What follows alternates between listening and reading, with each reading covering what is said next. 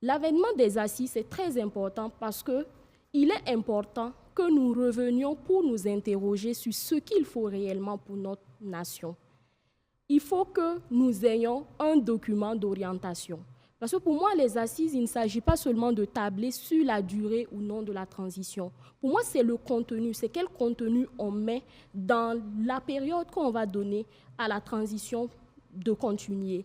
Qu'est-ce qu'on met? Quelles sont les réformes structurelles dont on a besoin pour sortir le modèle d'homme politique burkinabé dont on a besoin, pour sortir le modèle de citoyen burkinabé dont on a besoin, pour sortir le Burkina Faso, la vision que nous avons pour notre pays à une certaine orée. Parce que c'est très important qu'on puisse engager ces réformes-là et discuter entre nous profondément.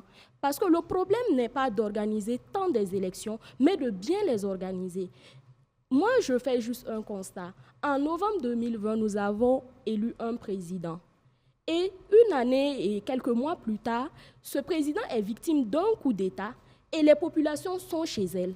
Il y a quelque chose qui ne va pas. Et si nous n'avons pas le courage de nous poser les bonnes questions, nous allons toujours être dans un perpétuel recommencement.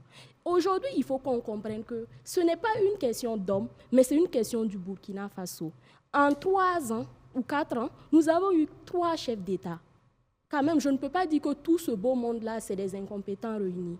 Donc, à un moment donné, on doit se dire que ce n'est pas une question d'homme, mais il faut accompagner la personne qui est là pour que, justement, on puisse aller aux élections assez vite. Si aujourd'hui, on fait le constat que partout au Burkina, on peut aller, si on fait le constat qu'effectivement, la crise sécuritaire est résorbée, je suis sûre que c'est nous-mêmes, Burkinabés, qui allons demander une tenue au plus vite des élections.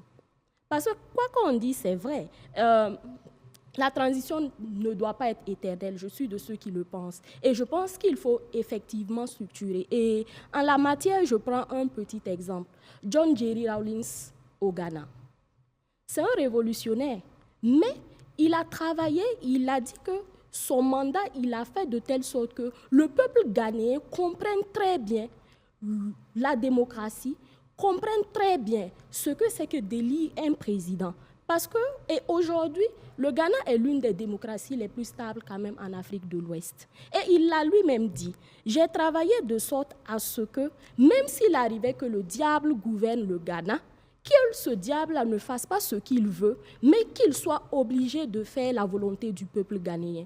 Et c'est ce travail-là qu'au Burkina aussi, nous devons apprendre à faire. Il ne s'agit pas de courir très vite pour aller à des élections, mais de s'assurer que les élections, le prochain président qui va venir, qui qu'il soit, il puisse tenir sur les 5 ans de mandat et peut-être aller sur les 10 ans s'il a la possibilité de faire un deuxième quinquennat.